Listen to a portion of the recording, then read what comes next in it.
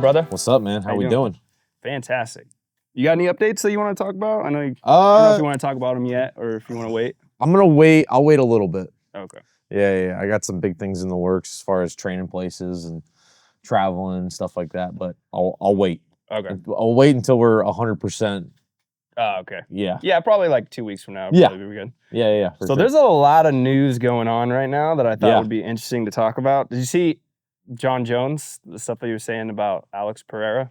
I was that he's enticing the heavyweight fight. He wants to fight Alex Pereira. That's a bit of a clusterfuck right now. Well, the belt's kind of a clusterfuck right now because John's out, and I don't know if you've seen pictures of John, but John's a little fat right now.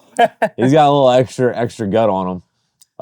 So he's injured, rightfully. You know, he's taking time off. I think he's still from the chest injury, pec tear. So he's living life, but it'll be a minute until he gets in that cage again. In the meantime, you got Aspinall, you got Pereira, who obviously is just on a tear and wants to fight. And you could tell in the last press conference, or maybe it was the post-fight conference, they were asking Dana about Alex Pereira fighting a heavyweight, and he was trying to like pump the brakes a little bit, I think, because he's like, I don't want these issues. Yeah. But now he's got them, you know? That's a shit problem to have. Yeah. It is pretty wild because I kind of get like it's a dick move for John Jones, but he's like pulled. But he's the GOAT. He kind of pulled like a Troy. You ever seen the movie Troy with Brad Pitt? Where he's like that's why no one will remember your name. Yeah. That's how he feels about like Tom Aspinall. He's like, dude, you haven't beat anybody. Yeah. So like we don't even know if somebody will remember you in 10 years. Right. But this guy is on like a fucking tear. Yeah. But it's just so shitty for Dana. Yeah. Knowing what he knows now, I guarantee you they wouldn't have done that. It puts no respect on the interim belt that Aspinall won. It's like, when you win the interim belt, you're next in line. So UFC knows that if they go ahead and just jump ship and move Pereira to fight Jones before Aspinall does, then they've kind of like, there's no respect on the interim belt. You know, what is an interim belt? So yeah, it's tough, but at least the heavyweight division is becoming more exciting.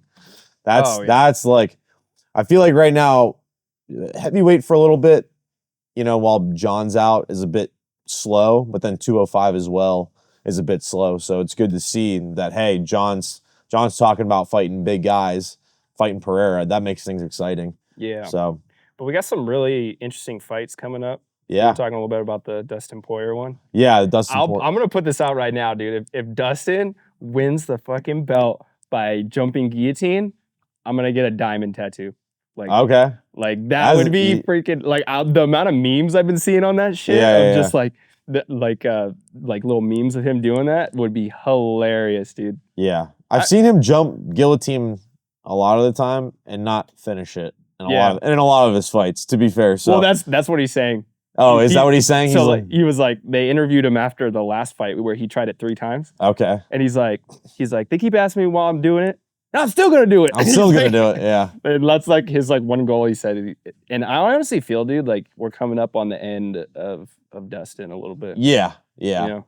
Not that I think like he's getting old to the point. No. But I think he's just like, what else do I need to do? Yeah.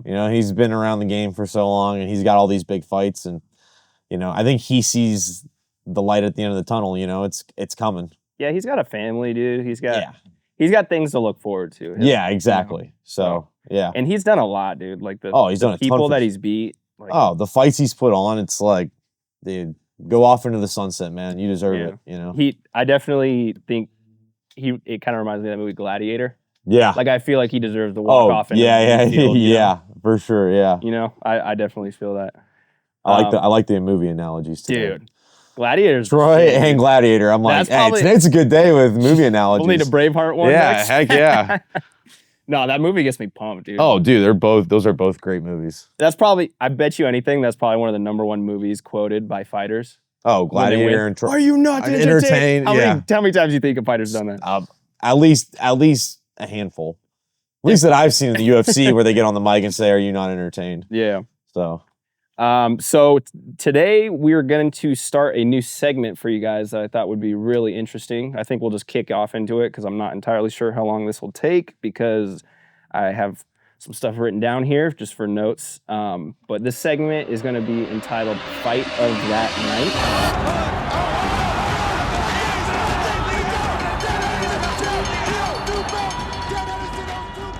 And I figured since we are in the Hendo here, there's no better one to start off with Pride 33. We're going to be talking about Wanderlei versus Dan Henderson. There's a lot of interesting backstory with this one. I don't know if everybody knows they fought in 2000 at Pride 12. Wanderlei ended up taking out the win on that one. Got Dan rocked a couple times. If you haven't seen a Pride, dangerous fight. Dangerous. Yeah, fight, it looked bad for Dan and during some aspects of that fight, during times in that fight. And I think that was like the fight though that kind of put Dan on the map. They realized like, oh shoot, like this guy comes to fight. And I think from there he kind of went on a tear. And then when they fought again at Pride 33, the tides changed. Yeah, I think people forget though, like it's a lot easier for us looking back now that their careers have ended. I think Wanderlei has the most knockouts in UFC Pride history. That we would have to look that up. I'm not sure off the top of my head, I'm fairly certain that he was definitely the most feared fighter in that era, I would say. Just because of the finishes he does have, they're just brutal. Yeah, boom, Wanderlei, 27. 27, yeah. Yeah, so fucking, there's a reason why they called him the Axe Murderer. Yeah. Dude. He was nuts. And I will say, if you watch that first fight, the stare down. Oh, dude, when he goes out in the middle of the ring and he starts doing this, you're like, all right, this guy, he's here to murder, bro. Yeah. And especially, he knows the assignment. Especially too, when you watch that first fight, it really kind of shows there's a lot of different kind of things playing in between that first matchup and the second matchup, because the second one was in the U.S. Under U.S. sanction rules. So for one, we got the first one was in Japan, so we had one 10-minute round, and then two 5-minute rounds.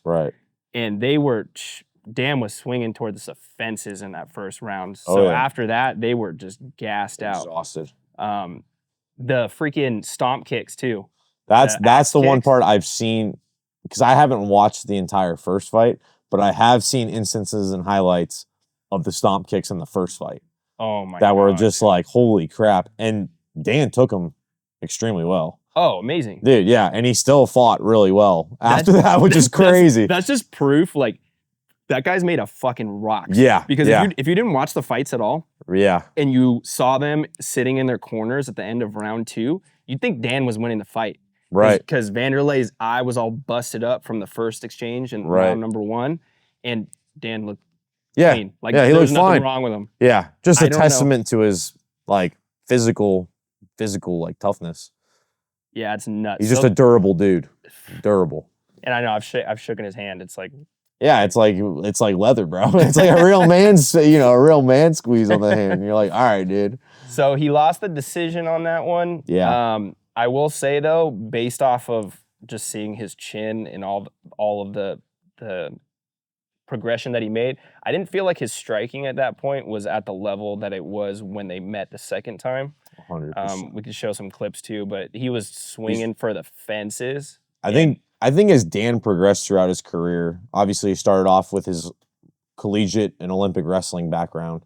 So yeah, his earlier fights, he's much more green in the striking. Yeah, he's much more green, and then he's just using his instincts for the most part, versus like the technical aspect hadn't even come into his mind yet, or hadn't been taught to him yet. So he was basically just going off instincts when it came to the striking, and then just wrestled when he could. But his power really pulled him along in his toughness. Yeah, I would say the beginning of his career. His distance management in that first one could have been a little bit better. There was a lot of second one though, shots where he was swinging, and he looked way more polished in that second one, taking the shots correctly. Yeah.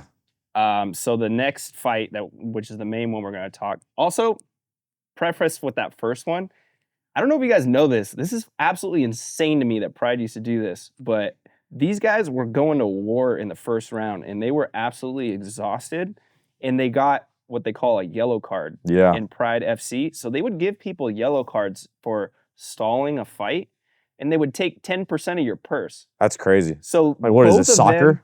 I know. Yeah, yellow and red card and fighting. Like, just like a. I think they have red. I think they have a red card too, or something. Yeah, I don't remember that's what the fight's over. Is, the red one's like the fight's over. Like you. But they both lost 10%. That's crazy. Like at that point, just fucking stand them up. Yeah. Like if you're complaining that they're not doing anything on the ground, just stand them up again. That's what happened in the second fight. Yeah. They stood him up. And yeah, when Wanderlei was on top of Dan after he tripped after throwing the kick. Like Dan did a good job of like nullifying the ground and pound, and they just stood him up. Yeah. Which they did stand him up quite a few times. Yeah. I also thought it was weird in the first one that Dan rocked him with a heavy right, and Wanderlei's eye started bleeding, and they stopped the fight to fix his eye. That's weird. I've never seen that before. But that's like one of those commissions. People, it's a weird sport. Crazier things have happened. Yeah, did he really need his eye worked on? Maybe not. Probably it wasn't the worst not. I've seen. Probably not. He wasn't Rory McDonald or Robbie Lawler type shit. Yep. So going into Pride 33, this was in Vegas. Notable people in attendance: Chuck Norris, Nicolas Cage, Harrison Ford. Dude, Chuck Norris in the Bruce Lee movie. Yeah, Enter the Dragon. That last fight scene, I'm like Chuck Norris, and I used to watch Walker Texas Ranger. So I just love that. Like when you look at Chuck Norris, I feel like that guy looked like he was about 40 years old his entire life. Yeah. Oh yeah. Yeah. No. Well, he could actually grow facial hair. Yeah. Like so he just looked like he looked like my uncle or something. Yeah. So this one was pretty crazy. At first, it kind of started off a little similar to the first fight. Dan kind of starts with an inside leg kick, and he throws a couple wild shots and gets out of position and ends up on his back. And with Wanderlei on top, and we start to think like, oh, is this going to be a carbon copy of the first fight? Yeah. You know, it took 7 years for Dan to be able to get this matchup again. You know, he fought him in 2000, and now we're in 2007. That's a big jump in career. You know. Yeah. And also probably preface too, he won the welterweight Pride FC belt before this. Against Bustamante. So currently welterweight champ fighting for it's middleweight in Pride FC, but it's light heavyweight in UFC. It was like you're correct. 5. Yeah. You're correct. Yep. Yeah. But I do think the rule set for the rounds was definitely a lot better. Yeah. Instead of doing the 10-minute round, because these guys looked fresh the whole fight. The 10-minute round changes everything. And then when you start off that hot, like they did in the first fight, of course you're going to be exhausted the next 2 5-minute rounds. Yeah, so. I get the idea behind it, but I don't think it's the best as far as just like quality of fight. No, I think it's just too long to be fighting for one instant amount of time. Yeah. Give your guys a break in there somewhere so they can recover and fight harder. Yeah. And you get the more entertaining fight like you saw in the second fight. And going back, I think we were talking about Dan's striking in the second fight. His distance control, he used a lot more inside leg kicks. Yeah. And they're not the prettiest inside leg kicks, but you know what? Dan was able to establish kind of his rhythm and then his distance, and then throw big shots off of that inside leg kick. That inside leg kick kind of changed all of Dan's game, I feel like, in the striking department. Like even he landed that in the Bisping fight, inside overhand. Like he uses that inside low kick to close the distance really well and to establish his range, and he did a good job in this. I will say it kind of reminds me of what we were talking about with Dracus, where Dan, the way that he throws that kick is very like unorthodox and like unusual. So like the timing of it is just because Dan's built a bricks, man. Like, Dan's built a bricks. Like even the way he walks around. He's not the most limber dude out there, but man, he throws that thing and it hurts. But it kind of serves him the fact that he's not very flexible, right? Because he has to lean back on that leg, which charged up that hands, for like in the Bisping fight. Oh man, the way that he has to rock in order to get that leg out there. Right. I feel like probably just kind of lends. It makes it probably harder to hit somebody with. Yeah. Because there's a lot more distance to go. Right. Yeah. But man, if that fucking truck hits you, dude, it's over. It's the beginning of the end, one or the other. So first round, I would say was a lot closer. Trading blows. That was a very even round. Dan ended up on his, and that's another thing that we could talk about too, is with the U.S. rule set, this fight was judged on a round-to-round basis versus their first fight in Japan, they base it off a whole fight. Right. Which is very different when you think about this, especially after that first round. You know, you have a round that's that close. You could be down 10-9 right. going into the second round versus in the first one, you might have had some low lights in that first round, but if you do enough in the other rounds, it's not going to matter anyways. There's a lot more sketchy stuff could happen in Japan with the Japan rule set. And I think every fighter who came from that era could attest to that.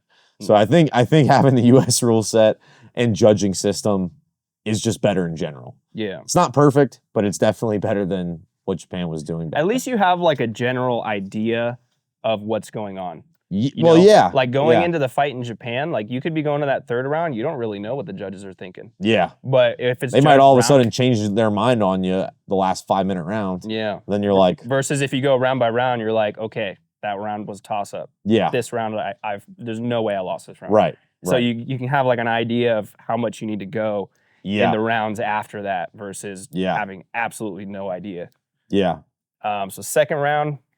Man, second round I thought was one of Dan's best rounds. Dan, there were some grappling exchanges where I think the first one where he got to the body lock against the ropes and looked for like an outside trip, and Wanderlei kind of stumbles and he gets Wanderlei in the front headlock and starts kneeing him in the head as he comes up. That was amazing. So like that was real good transitions with his wrestling, and then as he built up, he hit another knee tap takedown that kept Wanderlei down the entire round.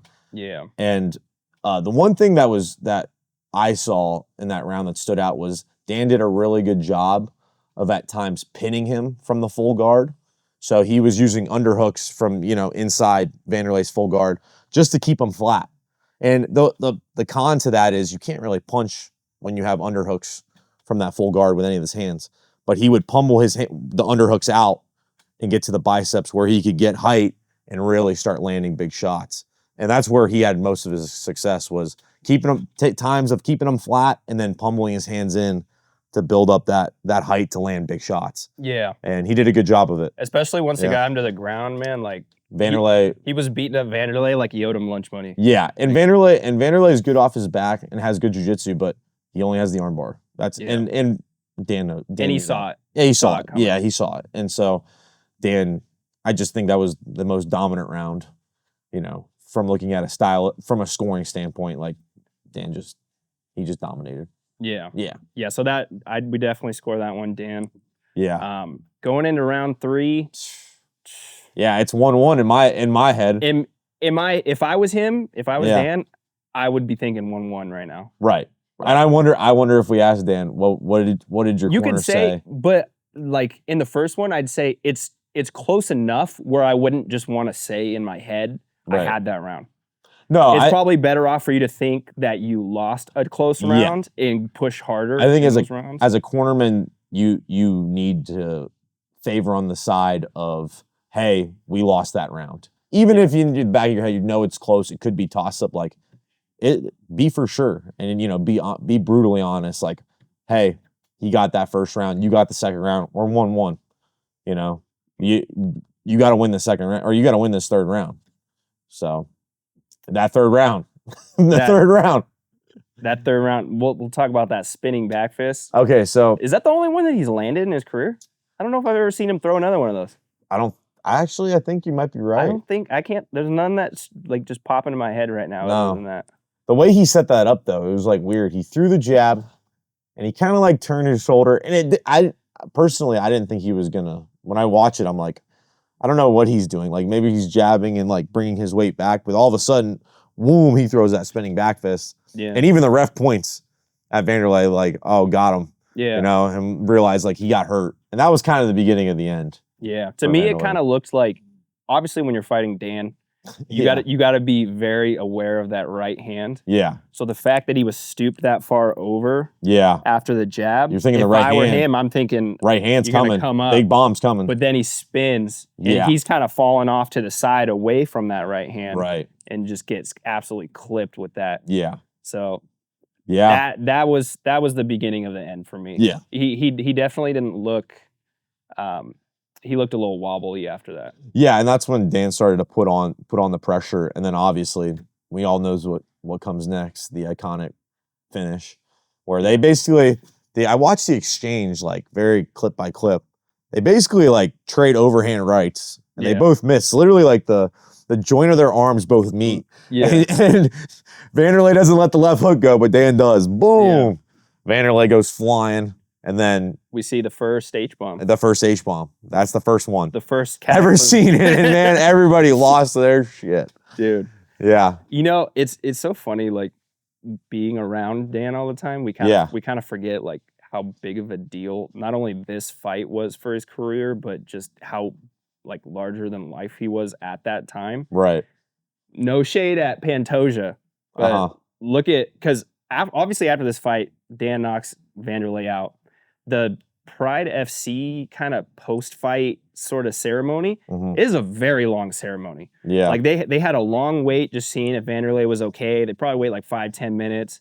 And then they bring out like a certificate. They have him hold a trophy. Right. And then he's holding a trophy around. And then they go over and then do the belt ceremony. And then after that whole thing, they play music and everything. And then they go to the fight speech. So you're talking probably like 15, 20 minutes before they even get to the point where Dan can even talk to anybody. Right, and that place is packed as shit still, dude. Yeah, that's like, honestly, actually, for a fighter standpoint, I've done some post-fight speeches on the mic, like right after the fight. And I'm still like out of breath and don't really, I'm not in the real mindset to like start speaking.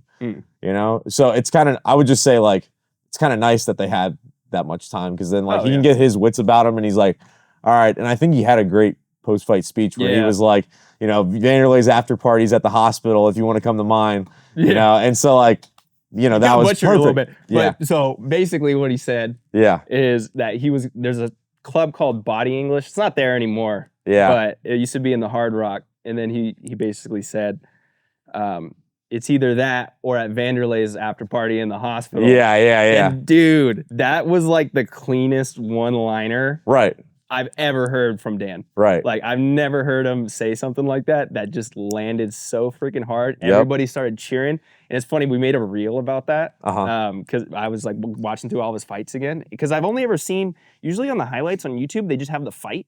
Right. That was the first one that I've seen where they had the whole walkout. And then they had the whole after. Yeah. And then I watched that and I was like, oh, I got to make a reel about this. Yeah. And dude, the comments that people left were just hilarious. I'm sure. The #1 comment on that reel was like from COVID, and it's like all the nurses like dancing around. What a good gif. Dude, it's the best gif ever. You freaking open that up. That's the first one, them dancing in the hospital. Oh my God, it was so good. But that was the main thing I meant about the ceremony. Not that it was bad, but the fact that there was that many people that waited around to hear what he had to say. Right. Just kind of it's a testament to how big this fight was. Yeah. Yeah, for sure. And then shortly after this, I want to say this was the same year they got bought out by the UFC. Yeah. I was going to say, I don't think he fought again after this in Pride. No, the Pride banner. They had that, what was it? They said that there was ties with the Yakuza or something. Like the Yakuza was making money off of it. So Japan had to like shut it down. So UFC bought out all the fighters. All the fights and all the fighters and everything like that. Yeah. And then Dan ended up in UFC. Yeah, but that fight catapulted him like into the UFC, already on a tear, which was a good way to enter a new promotion. Which is another good thing I think that people have to realize about these Pride fights is some of the, like arguably some of the best fighters that ever ended up in the UFC came from Pride. Right. Yeah, it's kind of like a dawn era in history that, it's like if you went into like a U.S. history textbook, you look back to the 1700 Civil War or something like that, where like it's a war that a lot of people know, it's the North versus the South, but don't really know the real logistics behind, the real details behind it. Yeah. Like that's Pride. That's Pride for the MMA world, for sure. So notable mention from this event too, though, Shogun and Alistair Overeem. Oh, okay. Mauricio. Yeah, they fought. That was back when Overeem was a much smaller man. Yeah. Yeah. It was definitely, it wasn't Overeem. It wasn't Overeem that we know now. That's for sure.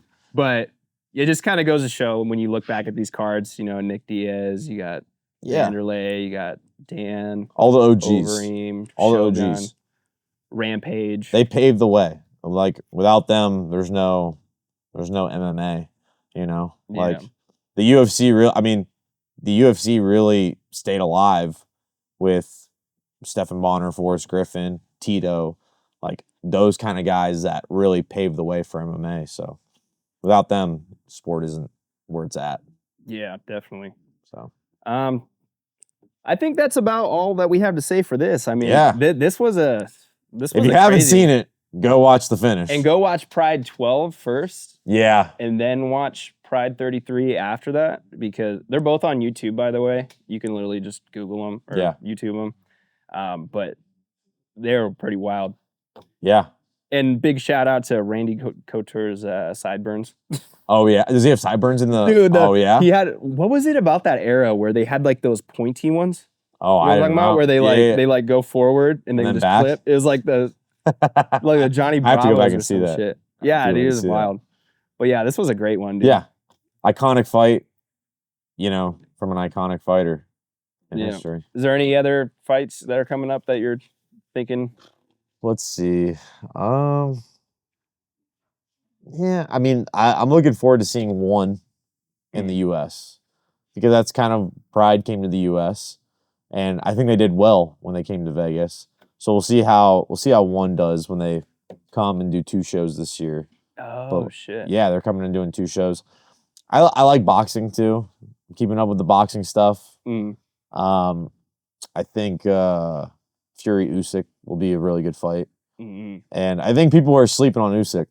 Because Fury did not look good against Ngannou, and I'm saying if he doesn't take it serious, Usyk's definitely gonna pick him apart. So. Yeah, I think he'll think of it a lot different since he's a boxer. Yeah.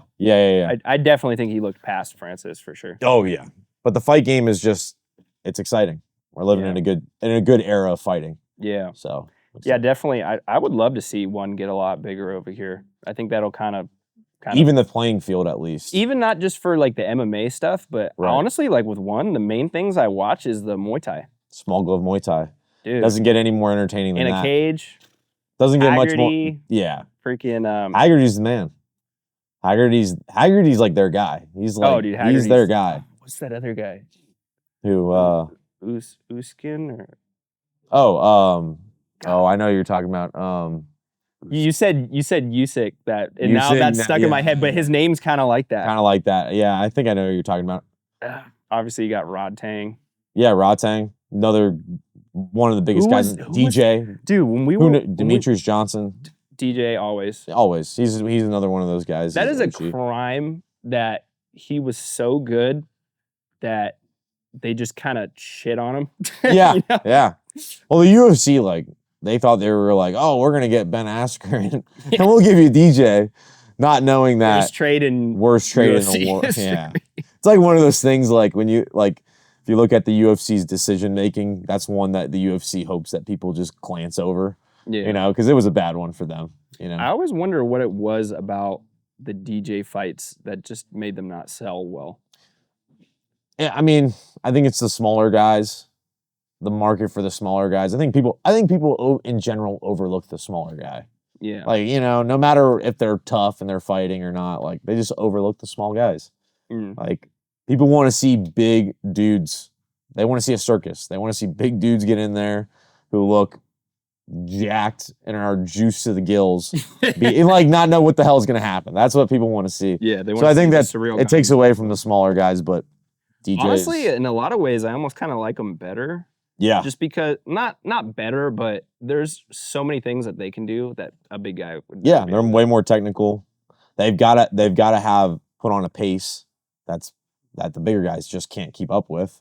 Yeah. And they're just a lot faster. There's a lot more going on in a smaller guy fight and the less feeling out process than you get 2 big guys who just kind of walk out there and feel each other out, you know? Like, yeah, the heavyweights got more power, but little guys get to work real quick. Yeah. You know? So. And just the crazy, I mean, I'll always think of DJ's flying armbar type dude. Shit. Like, yeah. You won't see a heavyweight do that. You won't see nobody do that. So. Also, you're not going to see a fucking heavyweight lift somebody like that. Right. These guys are freaking huge. Like, it's crazy. Well, maybe next fight we look at is some of DJ's fights.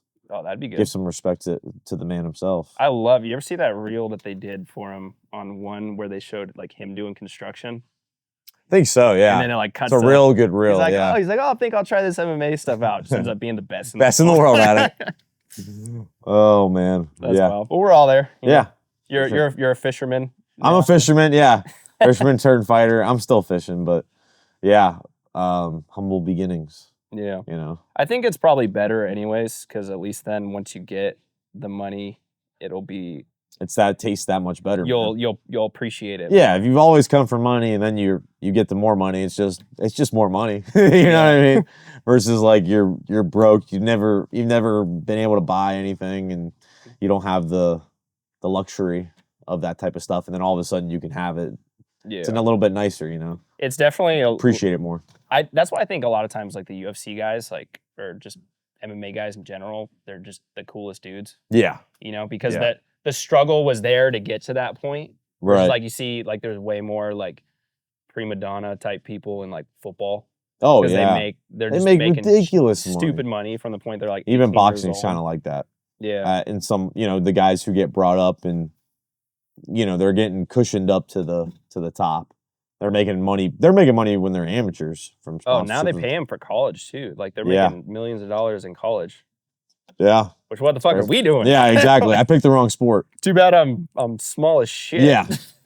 You and me both. Maybe if I put on like 200 pounds, I could be like a running back or something. Yeah, yeah, exactly. Not a lot of places you could hide a 5'10" white guy. No, and definitely not a lot of positions either you could play as a 5'10" white guy in the NFL. Basketball either. Basketball too, yeah. Yeah, so. But they're kind of weird. Yeah, well, it's just different sport. Yeah. Different sport, different attributes. It's just different game, man. It's just wild that you'd, like, imagine having to do something like almost every other day. Like, they literally, like, they play games, like, every couple days. Yeah, yeah. I think, well, if I had to fight every other day, that'd be... You'd be damn near, yeah, I wouldn't be doing it. I'd have no brain cells by the time I'm, 20, 25, so... But, they're making a lot of money doing it. It's like baseball. Baseball schedule, they play a game every day, every other day. So it has pros and cons. I think the pro of that... It's a lot more pros than cons. They're making a lot of money for what they're doing. They were having, like, some issues. That's why they changed a lot of rules and stuff.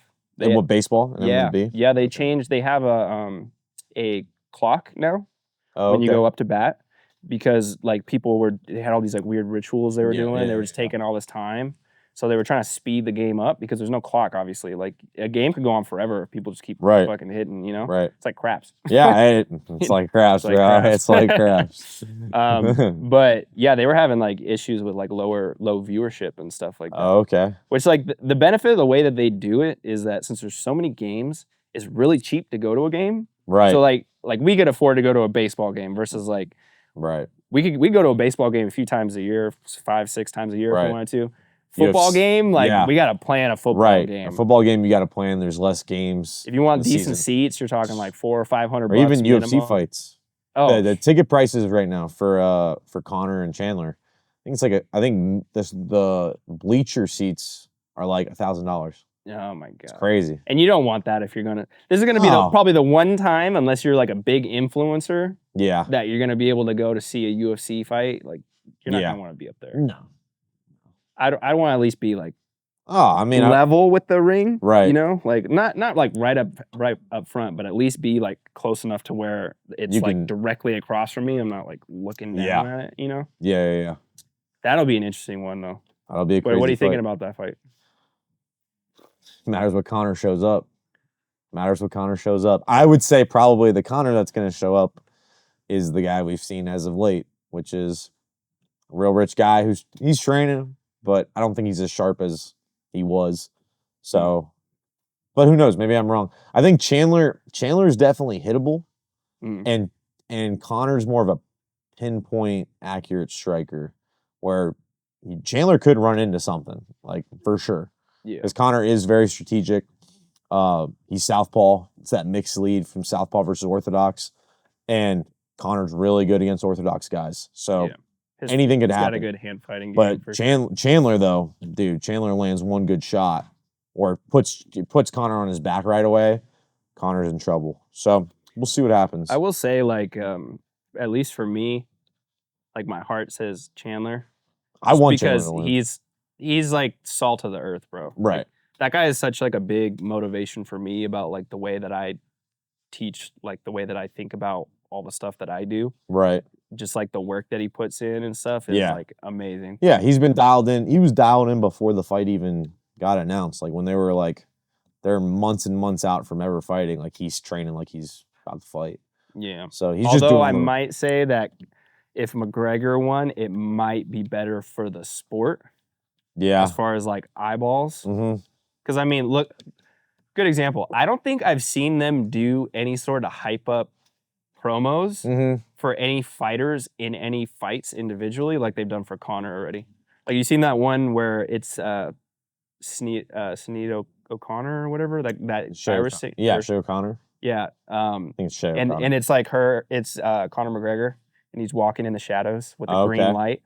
No, and this isn't the walkout. You're talking about this is like a promo video? This is a promo video for McGregor, not for the fight. Oh. It's just for McGregor. Like it just shows him walking and it's like the shadow silhouette of him like walking with green light on him. Whoa. It's not even promoting the fight. It's promoting McGregor. Him. Yeah. Wow, so, I didn't know that. Yeah. Yeah, it's on cool. It was on the UFC thing. But that's you won't see them do that for people. No. That's the kind of star power that he has. Yeah. And they want him to do as good as possible. Oh, 100%. You know what I mean? So I think it's a pretty even fight. Yeah. You know, whoever makes the better decisions obviously is going to win. That's, you know. I wonder what it's like fighting on that leg again. Yeah, that's a good question. Not so much because isn't it true that like when your bones heal back, don't they heal back stronger? They heal back stronger. Yeah. It's more like mentally. Yeah, I think like imagine the kicking game, snapping your leg like that. I think the kicking game, it probably takes time and reps of like, you know, getting back and doing pads. Okay, then sparring with the leg. Okay, now you probably go a little less hard when you first go back to sparring. You got to build your way back up. And you got to build that confidence back in that leg, knowing that, hey, what happened was a fluke. It's not going to happen again. Yeah, you know. But that takes time. I always wonder what his wife thinks about all of his antics.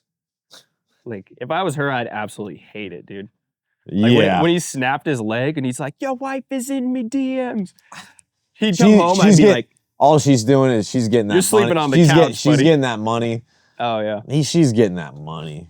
You know, people overlook a lot of things when money is given to them. So I'm sure she overlooks a lot of those antics and is like, "Just come home to me and the kids, we'll be good." So. Do you think he's doing like a bunch of shit, like just in general in his life? Yeah. You think so? Yeah. When you get that big, I mean, that's when your character really gets tested, I think. And I think for the most part, he's been caught doing some things that he probably shouldn't be doing. And I think she overlooks a lot of it probably for, you know. She's got 4 kids with him now, I think. Yeah. They're just popping out kids. They're living good. Like, I think that's what's going on. But he's you know, he's made this life for him and them. Yeah. You know, possible. And without him going on the run and doing all of his antics and all, none of it would happen. So. Yeah. So that's the hard part though, is I feel like if I was in his position, it'd be hard for me to do the right thing? Like well, no. Oh, do like the stuff that he's doing. Well, the stuff but I also grew up in like a Christian family household, so like the idea of doing a lot of that shit like is crazy, like foreign to me. Right. Even if it did sell a fight. Yeah. You know? Yeah. Like a little bit of shit talk, like whatever. But yeah. Well, I'm not gonna talk about sliding in your wife's DMs. Bro. Yeah, I'm like, dude, I don't know. And it's like plus I got a girl. I'm like, I'm not sliding in anybody's DMs. I think people nowadays will say anything to promote them or a fight. Especially when you get to that level, it's like, yo, there's a lot of money on the line. Like, that's what people want to see. That's what Instagram wants to see. That's what TikTok wants to see. Like, they want to see you say some crazy shit. And that's what sells. It's weird that it's unique to the fight game, though.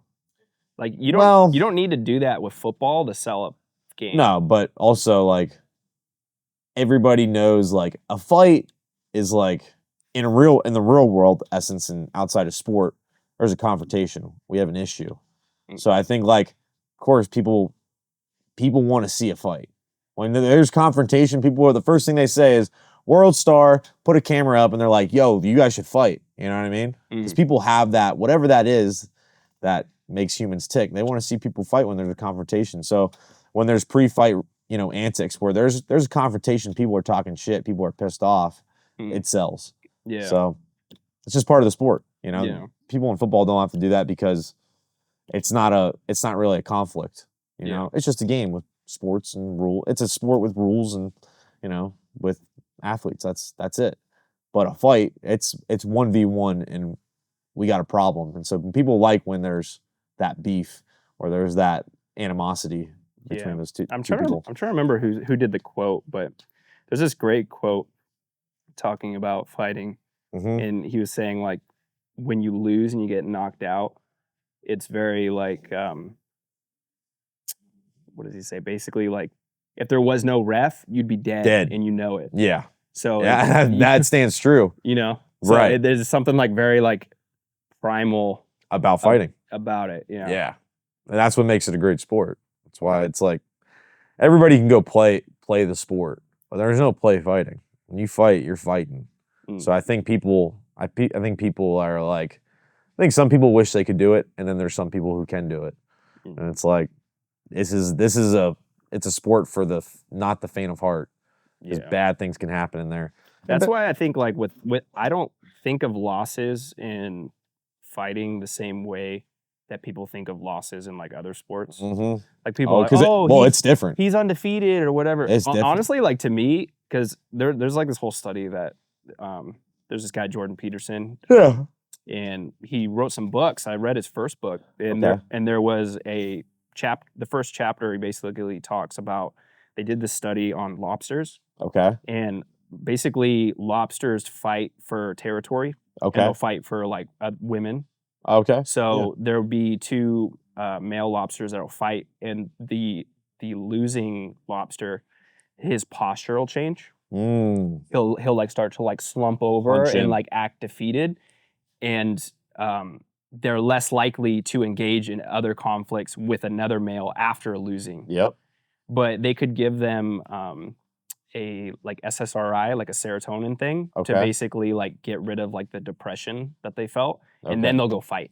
Wow. So it's like coming back from a loss like that and figuring out how to not let those feelings of like defeat and like inadequacy like change your whole mode of being. Right. And not needing a drug like in that scenario to figure out in your own mind how to work yourself back up to the point where you'll go fuck someone else up. Yeah. Like that's what's amazing to me. Like it's more like when you see a guy, fucking Holloway, come back from, people are like, oh, is he gonna start tapering off from here? And then just coming back and doing something crazy. Like UFC 300. Yeah. Where everybody's calling you out and they don't want to give you your fucking now he's the flower guy. shorts. And then that's how crazy fighting is. Like things can change with one fight, with one night. Yeah. Like it went from Holloway's nearing retirement, Holloway's lost 3 times the Volk, or how many times he's ever lost to Volk, and now he's like, no, now he's the guy. And I think he lost to Poirier twice too, right? I know he lost the second Poirier, one. Yes. I think he lost the first one twice. too. So twice. Yeah. He might want that one back. Oh, I know. He might want that one back. Depending on what happens. Depending on what happens. Yeah. He's got a lot of interesting choices. Well, you can fight at 45 and 55. I think him versus Ilya would be really interesting. But it would be cool to see Poirier win the belt and then them fight. Because then it's like, all right, 2 guys who have been in there for a long time. Yeah. Like, that's special, Yeah. So we'll see what happens. It is wild. I always wondered how he was able to get in the UFC so young. Because I think he was 20 years old. I think he was just tearing. I mean, obviously you got to know somebody. And I don't think that social media wasn't as big at that point in time. But he was tearing up Hawaii. Yeah. I mean vaguely, like he probably won a bunch of fights in Hawaii at a young age, and he was just on a tear, and the UFC's like, all right, we'll give this guy a shot. But you got to know somebody to get in. Yeah. So I think he's kind of an interesting use case where you could basically see, because I feel like when people get into the UFC, it seems like on average is like around like 28, 26. Yeah. Somewhere in the 28 to 30 range. Yep. Is it the mileage that makes people have to stop, or is it just age? Because if you think of like how long his career is, by that point, the average person that gets into the UFC would be like, he's like 40 in like a normal fighter's career. I see what you're saying. Because being 20 and then he's like 32 now? Yeah. So he's young still in like UFC years, but he's already been fighting like 12 years. And I think he's, the one thing Max has always done throughout his career, once he's made it to the UFC, is not spar. Yeah, he like does not spar. Which I was like, man, this guy is really ahead of his time. And he said he brought back sparring just for Justin Gaethje because he knew where he would have to go in a fight like that. So which was true. Which was true. And it made me realize like he's very far ahead of his time. And for him at that young age to be like, what do you mean I can't spar? Because like us guys who are, we're 23, 24, like I'd want to spar like every day, every other day. Like, that's just what I would do. So it's like for him to have a team around him and for him to listen or make the decision, hey, I'm going to pull back on sparring because he did get in at such a young age, just shows like how smart he is. Yeah. And he could fight till, who knows, Like 36, 38. I mean, he's had some great fights. I don't think he's taken a ton of damage. Except for Poirier 2. Yeah. That was insane. That was insane. And so testament to his chin though too. Probably helps that he doesn't do a lot of that. Man, sparring. And I was actually thinking about that fight. He looked on a physicality wise much puttier and kind of just like I wouldn't say he's soft, but just softer in that fight versus he did versus Gaethje. When he got on the scale versus Gaethje, I was like, ooh. I was like, this isn't the 155 we saw him when he fought Poirier the second time. When he fought Poirier the second time, he was just not as athletic. It looked like in his body type. For Gaethje, I was like, dude, this dude showed up. He did everything right. I was amazed though how well he handled the volume of Poirier in that fight though. Yeah. Because he was getting rocked left and right. And even in those last rounds, dude, he didn't look any really different than round 2. Yeah. Like he wasn't like connecting as flush because obviously he had that issue with his eye. But he didn't look like it hardly affected him at all. Yeah. It was wild. Yeah. It's crazy. That's a crazy one. And that is a moment in history too with Dustin pointing it back. Yeah. I think that might I know Holloway did it one other time before that. Yeah. But that's the one that sticks out to me. Like this one's a dog fight. Yeah. Yeah. It was a dog fight. I think people would want to see a third dog fight where they're almost getting better as time goes on. Like, oh yeah. You know what I mean? So now Poirier's fighting for the title. If he wins that, and then if Max fights Ilya and wins, then it's like, dude, you make that fight happen. That's a double champ. Yeah, bro. Like, just make that fight happen. I always wonder why they don't. Well, I guess it doesn't work because of the weight classes. But it would be cool to have some type of thing that have 2 belts on the line. Yeah. Well, he's got the BMF belt, so wherever that fight goes, there's 2 belts technically. That's true. So I hope Gaethje gets back to feeling like himself.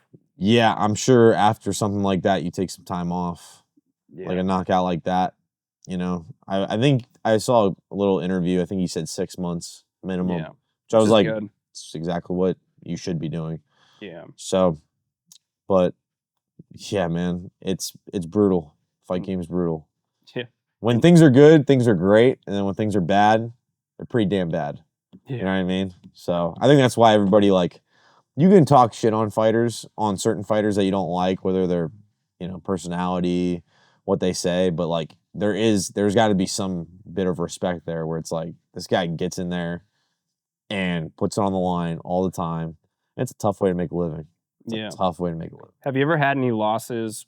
What was your mindset coming out of like a loss?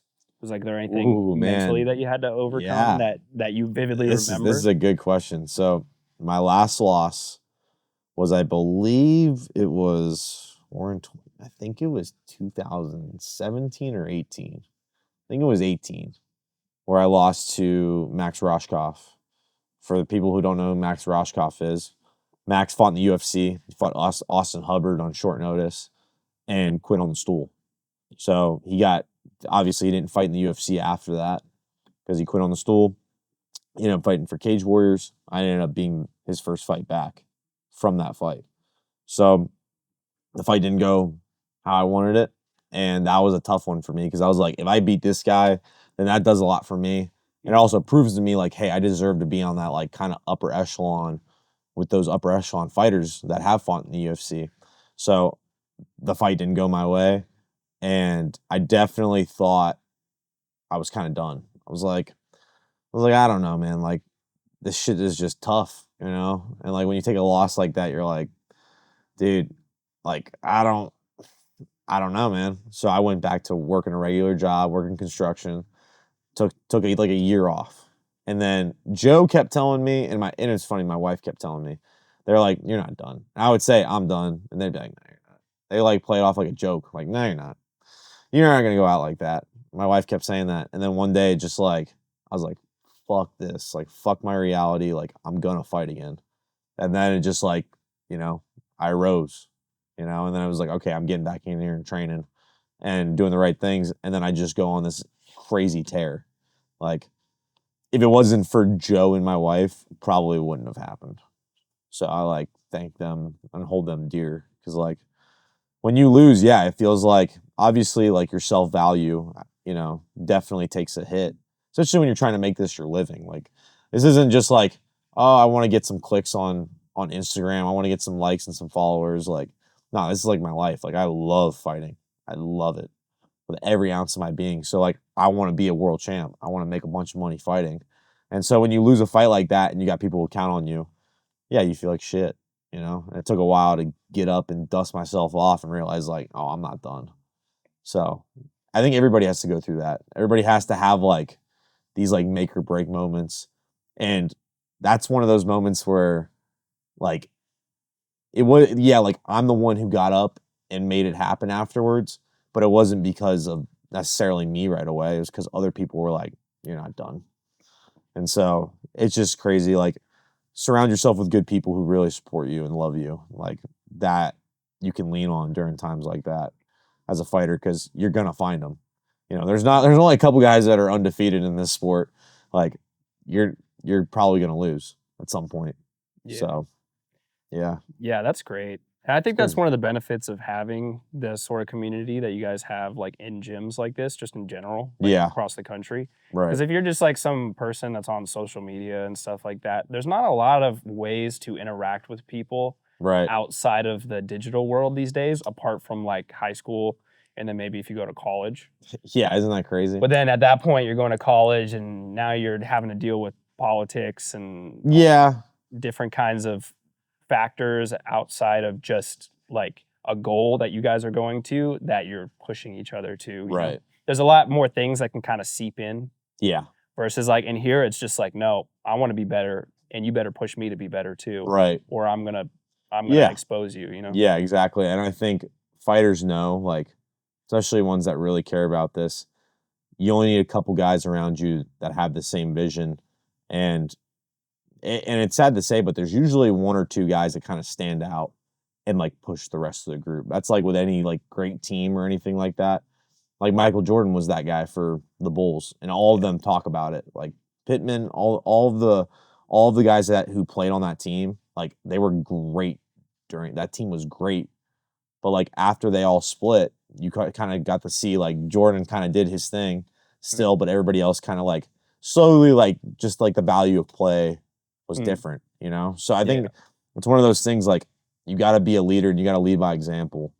And fighters who really care about this stuff, they lead from a point of like leading by example, but then also when things are bad, like they know how to they know how it feels to lose. Like when for instance like when Trevor lost his last fight, like I know what that fight like could have done for him or meant to him. So like I could relate to that in some way. And not necessarily got to go over there and put my arm around him and tell him I love him, but it's just like, hey, I'm here. Like whatever you need. You know, like that goes a long way. And a lot of people like a lot of people run to you and want to be your best friend when you're up, but then when things are down and you're sitting there in a locker room by yourself, bloody, with half your money, you're like, well, fuck, you know. So like, the real ones kind of stay and help out, and the ones that showed up for the fight but aren't there in the locker room, then they're going about their life. Yeah. So that part of it's kind of like a sour part of the sport. Yeah. Like I think also too, like the word follower kind of has a negative connotation to it, Yeah. But like in that scenario, like where you have somebody that's like leading a practice like that, it's like, oh, like if you're in that kind of scenario where somebody's a leader, you should be thinking to yourself, like, why do they care more about what happens to me than I do? I do. Yeah. Yeah. And if that's probably the benefit of like what we're saying with the whole Michael Jordan thing was he was the force of confrontation in the locker room constantly. Yep. But at least the people that he was with knew, like, this isn't at me. Yeah. This is for me. He's not talking for us. This is for us. Yeah. Yeah.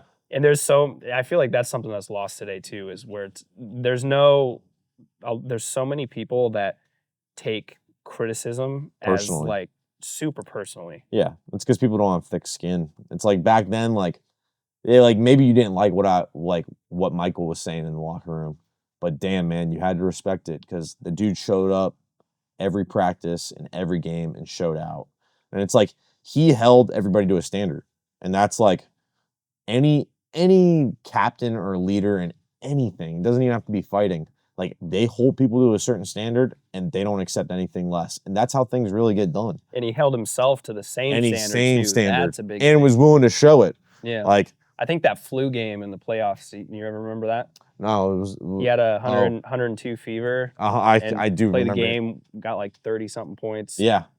Dude, that's crazy. Out of it, migraine, like... He's like, I don't care. He's on the bench with a towel over his face, like when he wasn't on the floor. Yeah. Like, that's crazy. And that's just a guy... and you got to stick to it. Yeah. Yeah, and that's how things really get done. It's like, people think, in today's world, people think like, oh, we need to have open communication and we need to communicate. And yeah, communication is important to getting certain things done. But really, you need a guy who's gonna just be like, I don't give a fuck sometimes about what you say. This is how it's getting done. And like, that's the guy I'm like, all right. Like, it doesn't have to be with everything you do, because I think there's a time and place for how to lead people. But sometimes it's like, I don't give a fuck what you say. This is what we're gonna do. Here's the game plan. This is what we're doing. And usually when there's somebody who takes that initiative, people follow. Yeah. And when they see that that guy's confident and he's like, no, we're doing this, people usually follow. And I feel like a lot of the communication in that scenario, like, I feel like people love talking about how they feel. Yeah. Oh, that's what all today's age is all about. But like, at least for me, like, I don't feel like all of the feelings that I have are valid. And I think it's a stupid idea to be like, oh, this is my truth. Like, this is what I feel. So there's some beliefs that you're going to hold in your life that just need to die. Yeah. Yeah. And if you attach your personality to that so much, like, you're going to fold when you lose that bit of it of yourself. Well, if you enact on every single emotion you had, you would be all over the place. You know what I mean? You'd be in jail. Yeah, you'd be in jail. You would just be like, you wouldn't be we wouldn't be a functioning society. And that's kind of what society's kind of turned into, is people just enacting on their emotions and like very entitled to their self-emotions.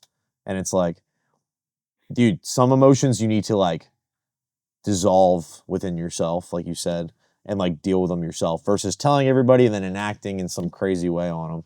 And it's like, back to like telling people, what is it? What am I trying to say? It was when you're telling people like, hey, you can do this better or that better, like the self or criticism, like people just take it way too personally. And like, you should hear the person out. And then even if you don't necessarily like it, or maybe initially you don't even agree with it, but then you can take time to look at it and be like, oh, okay. Or even ask them like, why exactly are you saying what you're saying? Like, why do you think I'm not doing this to my best ability? For what reason? And maybe they give you a really valid reason that you didn't think of. Yeah. So I think a good example of that is, do you ever see that podcast with Joe Rogan with Brennan Schaub?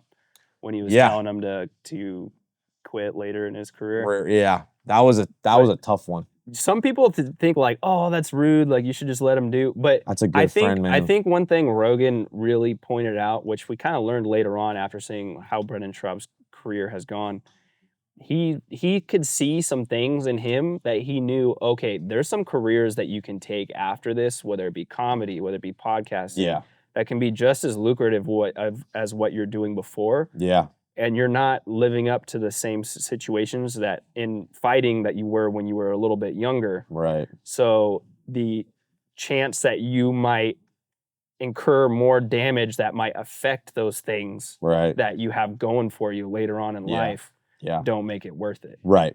Right. Of course, he probably could have fought another 3 or 4 fights. But man, some of the and what are you getting from that? What are you getting from that?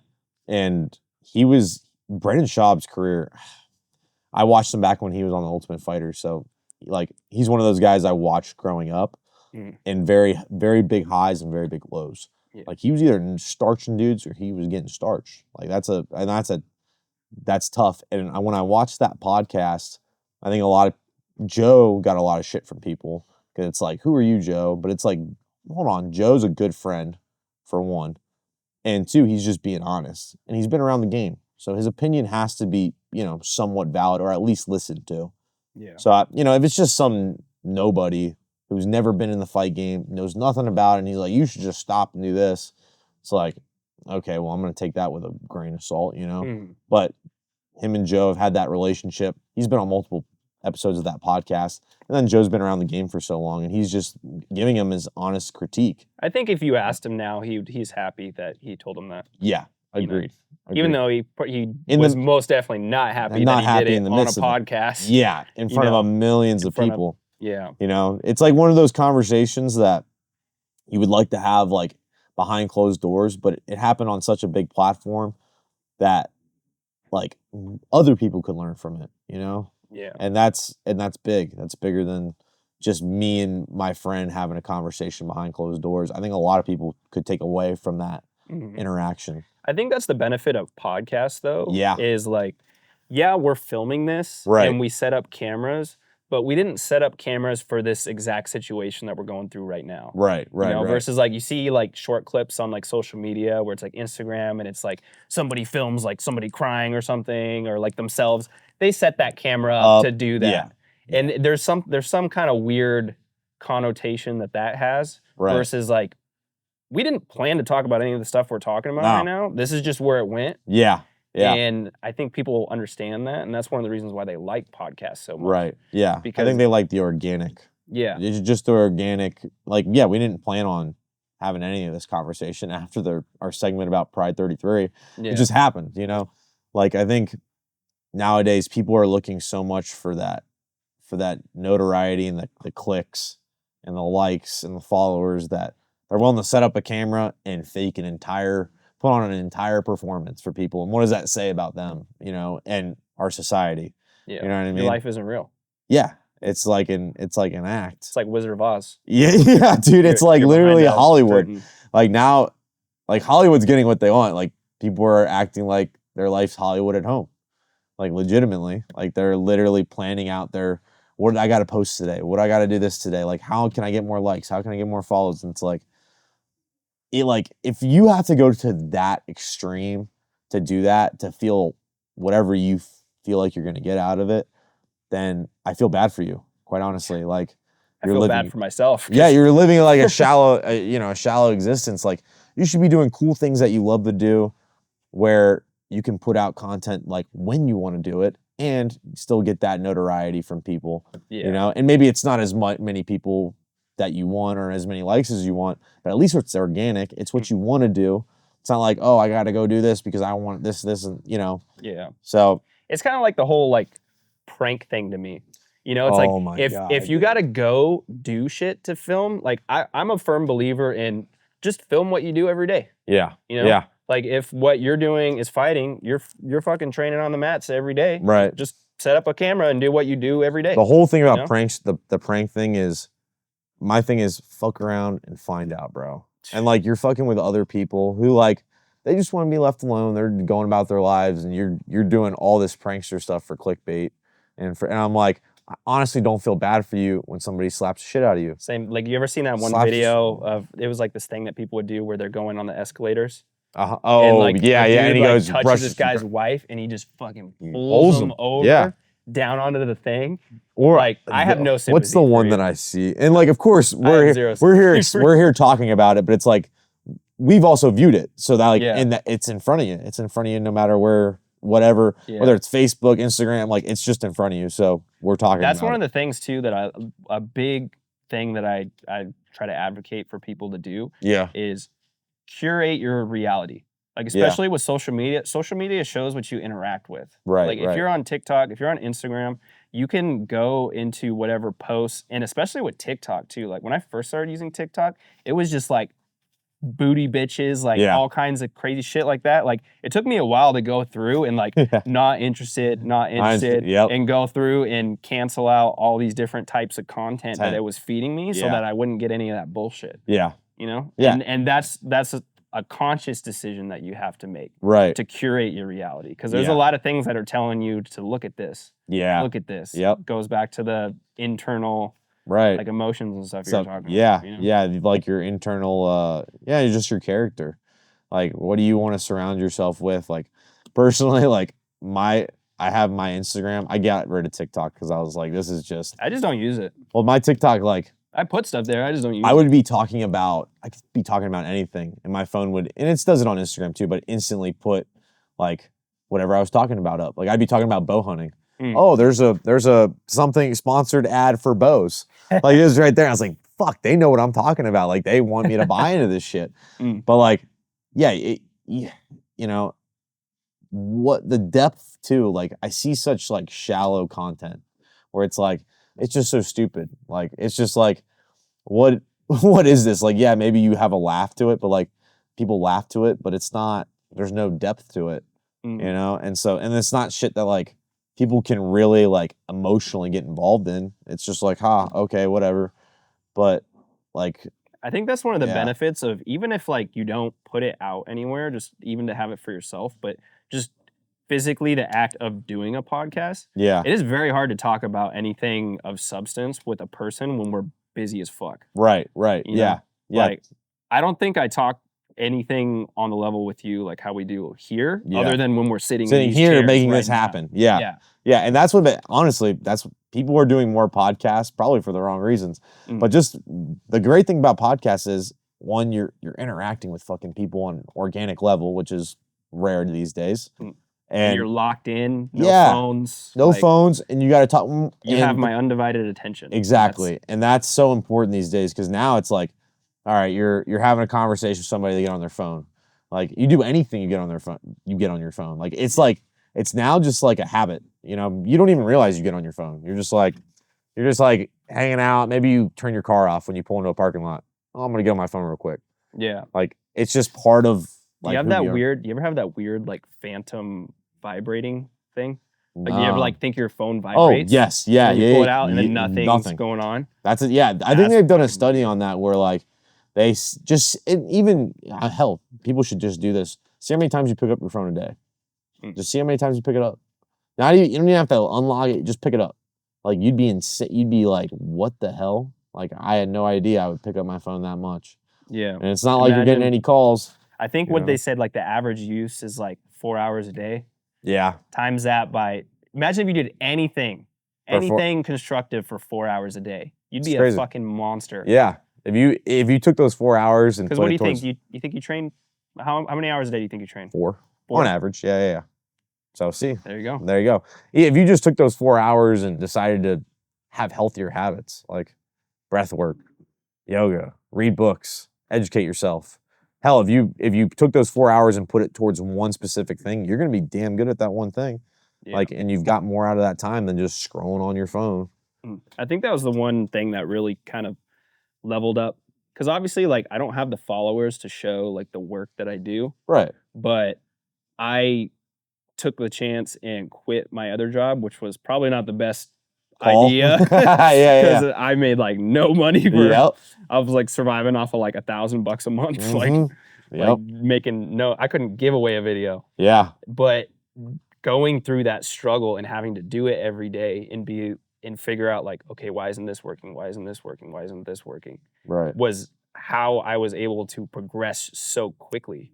Right. Like I don't see anybody, like, not to talk myself up, but yeah, there's not a lot of people that do something for 2 years and are pretty decent at it. right. Like it just goes to show like it's mainly just the hours. Yeah. If you can put in more hours in a short amount of time, you can progress a lot quicker than somebody who's doing half as much for a longer period of time. See, and people think there's some like magical formula, and really it's just consistency, discipline and consistency. If you add those two together, and I'll say on top of that, your intentions behind what you do.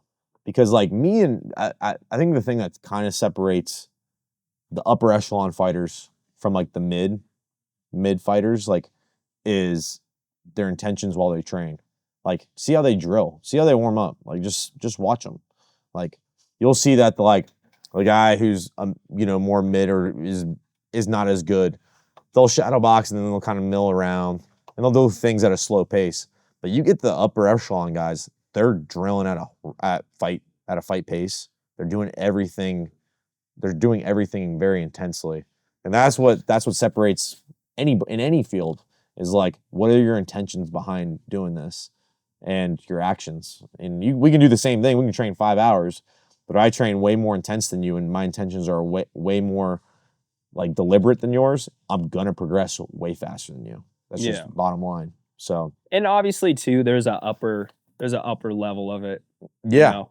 Like, there hits a point in any day where you're just going to be so exhausted that putting in 6 hours might not be better than putting in 4. Right. Because the quality of those last couple hours might not be to the level of the I tell rest. people, at least fighters that are starting out that are young, that at first it's all about volume of training. It's all about the hours. It's all about the hours. Get in here and train 6 hours a day. This is the only time in your life where your body can take it. Because like now, even I'm 28. When I turn 25, like, yeah, I'm still feel great, but I am not. I could feel a bit of a difference, and as I get older, I can definitely feel a difference. So I tell people, I'm like, when you're in that young 18 to 21, it's all about volume, and then they can handle it. They can handle it for sure. Without the big increase in injuries. Less injuries when you're that young. So, but as you get older, that the chances of injuries, if you're training that much, that hard, they go up.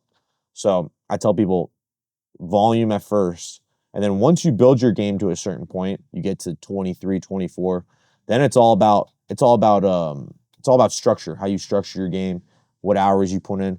Rest becomes way more important because your body needs rest. Like, it's just bottom line. Like, the body needs rest and needs recovery in some way. Sleep is the best thing possible. And we never get enough of it. But if you're going to be a pro fighter and you want to compete on a physical venture at a very high level, you got to have rest. Yeah. So I tell young fighters, like, train as much as you can when you're young till you're 24. 24, start really putting things together, doing all the right things, recovery, eating. That stuff really, really matters. Yeah. The earlier you can do that stuff, if you can do that stuff while you're training 6 hours, then dude, you're on top. You're on top of it. Yeah. Which I think that's kind of the benefit of being a fighter, is at least everything is geared towards your health apart from the actual fight. That's a good byproduct. It's very hard for me to focus on a lot of that stuff when it's separate of what my main thing is. Right. And that's where I think a lot of people have a hard time figuring out how to be healthy. Yeah. So you're sitting at a desk for X amount of hours a day, and maybe you're staying up late so you don't pack a lunch before, so then you're eating out every day. Right. Not only are you losing money, but you're eating shit, eating a bunch of seed oils, inflammatory but shit. you're a great example, and it's a little easier for you because you're filming in a gym all the time. But like, you've been hitting the heavy bag more, working out more. I'm sure you feel a hell of a lot different. My energy, I will say, like, before I started doing that, I would get really tired around 3. Yeah. And now I feel like, also too, it depends on how many carbs I eat. Mm-hmm. Like, more like bad carbs. Yeah. Like, if I eat like a bunch of shit, and you feel like I just crap out around that time. Yeah. But especially, like, I try to I don't really eat a lot of carbs outside of like fruit and then honey. Yeah. There's this honey very brand that I'm like obsessed with. The honey that you're obsessed, a certain honey? Yeah, it's a white honey, but it's from. I'll bring you some. It's from Sprouts, but dude, it's like cream. Oh, okay. Like it's creamy. It's so good. Like I literally have like a spoonful of that every morning. It's good. And usually that's kind of like what holds me over until I like eat a little bit later. Gotcha. I don't always eat. Maybe I should start eating right when I wake up. Yeah.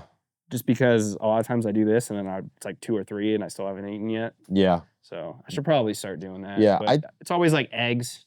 Yeah. Like eggs. That's good. Banana, avocado. It's simple, man. And now it's funny because now going back to social media, there's a lot more people, a lot more content on just healthy, basic foods. Yeah. Which is strange because it hasn't been like that since social media has been around until now. I will say the problem with that though is like me, I'm simple as fuck, dude. Like if it was just me in the house, I'd be eating eggs, chicken sausage, and avocado in the morning. Right. Every morning. And then lunch, just chicken, avocado, rice. Yep. Chicken, avocado, rice, or like salmon. Yeah. That would be it. Right. But like having a fiance, I feel like they get bored. They do. They get bored of stuff. Oh, so, yeah. Like, I feel like I have to get so creative and then I like start making all this other stuff and everything. It makes it so much harder. Versus like if like my fiance is going to be out of town for a little bit. You're going back to basics. Chicken and rice, baby. Basics. With some grass-fed butter. Yeah, oh, that's good. On the rice, that's pretty much it, bro. Yeah. Women, you need to be more disciplined. Women need less variety than they think. I will say it's funny though. Like I don't like sometimes I'll be like, no, we're not doing this, and she's like, why do you do this to me? But I swear, if I let her eat a bunch of ice cream and shit like that, she's like, why do you let me do this? Yeah. Oh, same way. You're gonna get it either way. Pick your poison, bro. Gotta pick your poison. Pick your poison. Gotta pick your poison. Lately, I feel like the better one would be to say no. Yeah, and I'm sure because at least I'm caring for you long term. Long term, and it's like one of those things. If you don't say no every once in a while, you let them have that. That's cool. But like for the most part, it's you're looking out for them long term. Yeah. Like my wife, she loves ramen. That's like her. That's what she cooks. Like she loves ramen. And I tell her, I like ramen too. Ramen's dude. And like since being with my wife, I like ramen too. I'm like, damn, this shit's pretty good. I see why you eat it.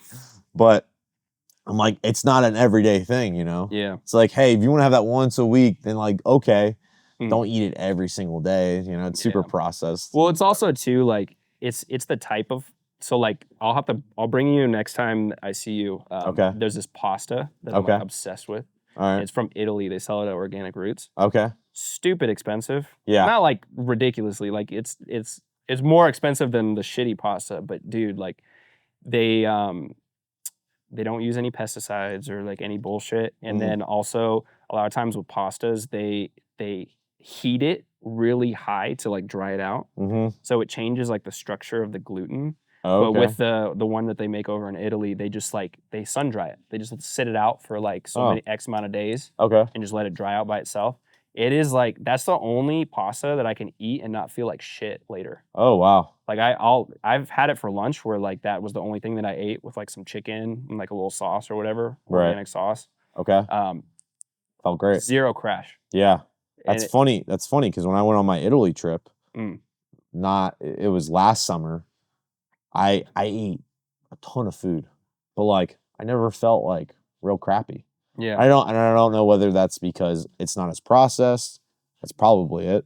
Yeah. Or it has more organic ingredients. I'm not sure. But like I ate a lot of food and it was good, it tasted great, but like I didn't get that crash or put on the weight like I thought I would. Yeah. So like there must be something to it. 100% something to it. Yeah. They have a lot more laws against like I feel like over here we're like you can poison people. You just gotta let them know about it. Yeah, USDA is like, you can poison people, just let us know. All good. Okay. But at that point, you get like so desensitized. Like everything says it causes cancer on it. Yeah. Like, what are you gonna do? Yeah, exactly. USDA. They're really looking out for us. Well, we'll end it right there. All right, cool. I think that was good. Cool. Hell yeah, dude. Appreciate you guys. Thanks for watching. I appreciate all of you guys listening. Actually, we had a fan that was here the other day. Oh, really? Yeah. He was like, when are you guys dropping another episode? Oh, heck yeah. I was like, oh, shit. That's awesome. Yeah, it's funny. It was, that's a good really feeling. funny. I was talking to him for a while, and then he was like, oh, yeah, because I was telling him, I was like, yeah, Jeff's been like, he was out of town for a little bit. Yeah. On like a cruise or whatever. And he's like, oh, let me know when you guys figure out like a schedule so I know what days and stuff. So we'll try to dial in a day. Yeah. I think Wednesdays are a good day to film, so maybe we'll drop on like Thursday or Friday. Yeah. Thursday would probably be good. Okay. I don't know if Friday. I feel like a lot of people still work on Friday. Yeah. So it probably wouldn't. Like, I mean, like Saturday, like you're out doing shit. Like, I'm not gonna be watching YouTube on a Saturday. Right. Yeah. I don't think Friday would be bad. Yeah. So we'll do a pact to stick to Fridays. Yeah. We'll keep you guys updated. Yeah. But thanks for watching another episode. Like and subscribe, and we'll see you in the next one. Sick. Hell yeah. Go. Let's get out of here.